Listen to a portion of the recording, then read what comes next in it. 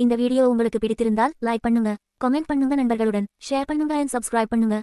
மெருகம்பட்டி கிராமத்தின் எல்லையில் உள்ள பழமையான சிவன் கோவில் நூற்றாண்டுகளாக காலத்தால் சிதைந்து கலைந்திருந்தது.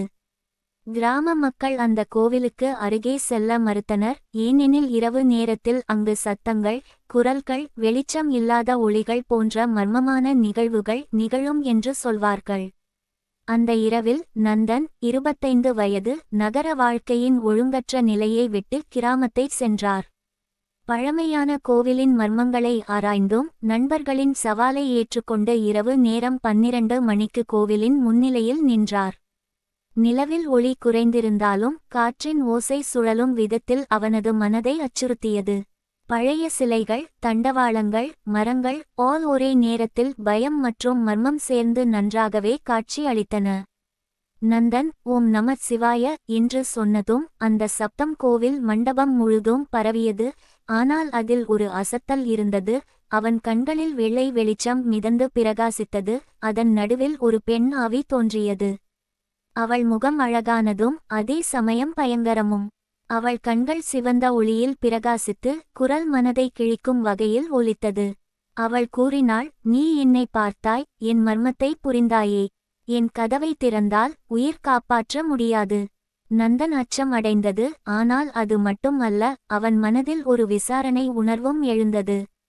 அவன் ஒவ்வொரு அறையையும் ஆராய்ந்தார். பழைய வேதங்கள், ஓவியங்கள், சிலைகள், மறைமுக கதவுகள் ஆல் அவனுக்கு ஒரு மர்மத்தை விளக்கின.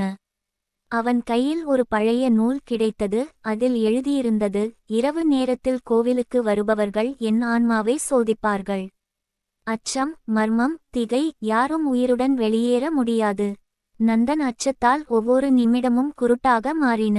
அவன் மனதில் வெறும் பயம் மட்டுமல்ல, உயிரின் துயரம், அனுபவமற்ற மர்மங்களை புரிந்துகொள்ளும் விசாரணை உணர்வு, கண்ணோட்டம் ஆல் ஒரே நேரத்தில் கலந்தது. அவன் கைகளில் குளிர்ச்சி, உடலில் அதிர்ச்சி, இதயத்தில் விரைவான துடிப்பு, அனைத்தும் இணைந்தும் அவன் மனதை கட்டிக்கொண்டன. ஆவி அவனுக்கு அருகே வந்தது. வலியுடன் குரல் கேட்டது, நீ எனது மர்மத்தை புரிந்து விட்டாய். ஆனால் இதுவும் ஆரம்பமே. காற்றின் ஓசை, பழைய மரங்களின் சலனம், சிலைகளின் விசித்திர ஓசைகள் ஆல் இணைந்து ஒரு மன அழுத்தமான சூழலை உருவாக்கின. நந்தன் முன்னேறினான். ஒவ்வொரு அறையிலும் பழைய சுவரொட்டிகள், மண்டபங்கள், மறைமுக கதவுகள் ஆல் அவனை கவர்ந்தது. ஆனால் அச்சமும் கூட அவனின் உடலை ஒட்டியிருந்தது. ஒரு அறையின் நடுவில் அவன் பழைய வேதங்களை படித்தான். அவற்றில் எழுத்துகள், சின்னங்கள், இரகசிய குறியீடுகள் ஆல் நன்றாக சேர்ந்து ஒரு பிணையம் போலிருந்தது.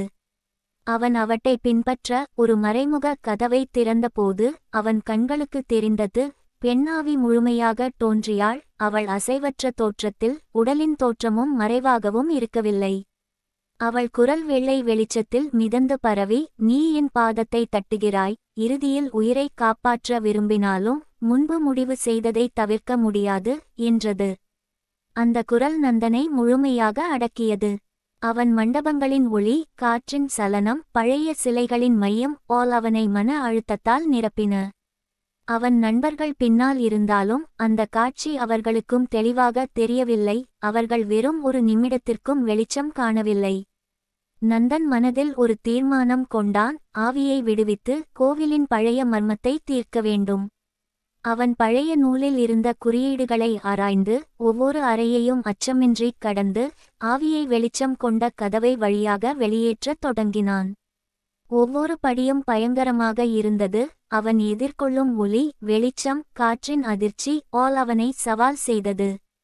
பழைய சிலைகள் சண்டைக்காரராக நடந்து திடீர் குரல் மீண்டும் மீண்டும் ஒலித்தது. நந்தன் மிதந்து முன்னேறினான்.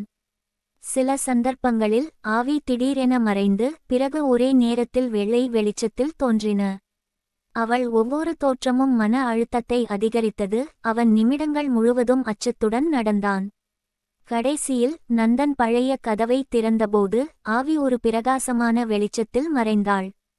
அவன் நிமிடங்களை மொத்தமாக அனுபவித்தான். மன அழுத்தம், அச்சம், மர்மம் ஆல் ஒரே நேரத்தில் விடுபட்டது. நண்பர்கள் அருகில் வந்து அவனை பார்த்தனர். அனைவரும் ஆச்சரியப்பட்டனர். நந்தன் சொன்னது, நாம் மர்மங்களை புரிந்து துணிச்சலுடன் நடந்தால் மட்டுமே உயிர் காப்பாற்ற முடியும். அச்சம் மட்டும் நம்மை கட்டுப்படுத்த முடியாது. அந்த அனுபவத்தின் பின்னர் கோவில் மீண்டும் அமைதியானது.